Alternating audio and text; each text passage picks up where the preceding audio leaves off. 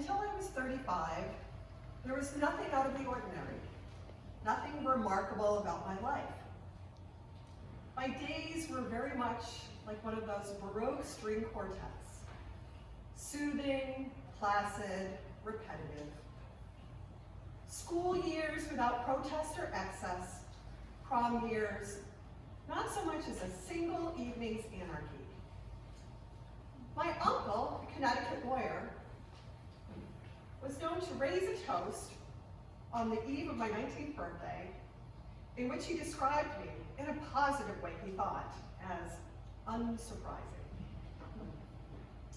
In college, an unexceptional college, I appreciated. I appreciated art, I appreciated music.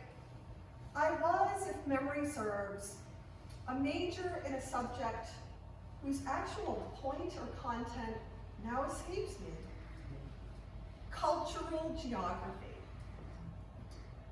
Had I died at that time, perhaps of acute boredom, in the school cafeteria, eating peas, it would have been agreed by all who knew me that my epitaph should read, "She did as she was told," or blander yet, "She did as she supposed she might be told."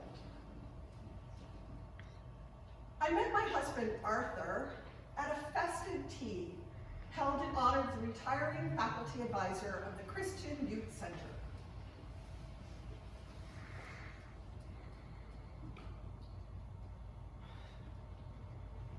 We were married 2 years later after weekly dates shared out amongst 3 restaurants of vastly ordinary cuisine.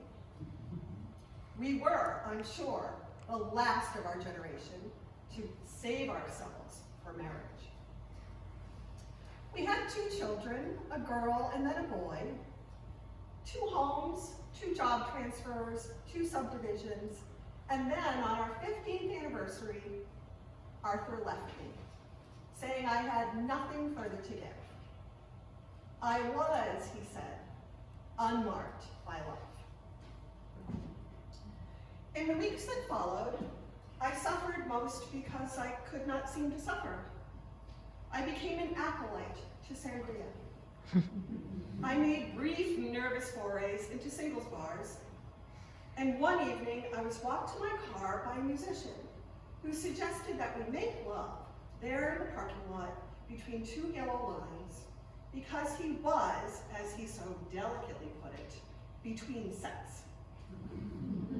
Well, I resisted, and much annoyed, he cut me here. I stood, horrified and somewhat embarrassed, at sea in the midst of asphalt, staring at the drops of blood on my beige shoes.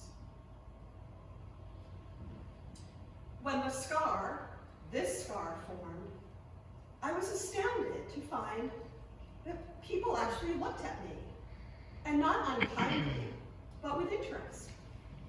And they were not the sort of people I had known before. Oh, no.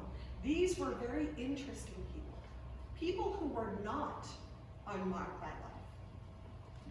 And when my mark, my scar, made me approachable, this blemish gave me confidence.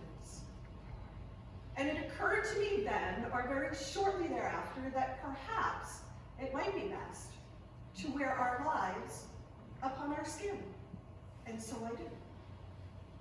This serpent is Mohammed Mustafa, who coiled his life around mine and taught me that there are pressures and dangers, and even a sort of degradation so delightful you would never have not happened. This bird in flight, horror-struck, would be my mother. This Sith, the ritual likeness of my musician in the parking lot.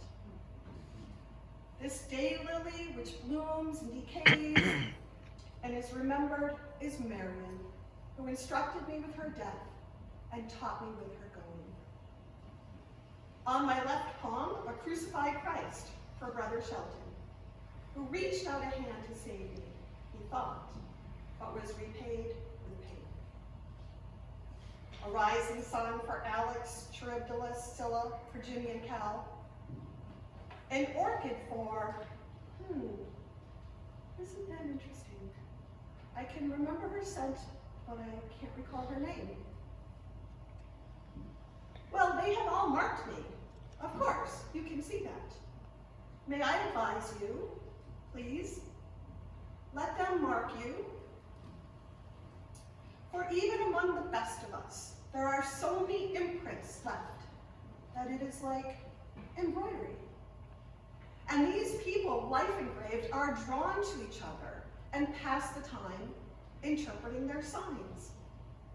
And those moments of sharing are the best of life. And this unraveling of hieroglyphs, personally, I call it love.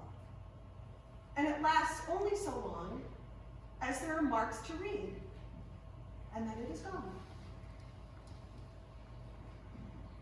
Sometimes the unmarked are attracted to me. They stare, fascinated, and a little frightened. And in the parking lots, I cut them.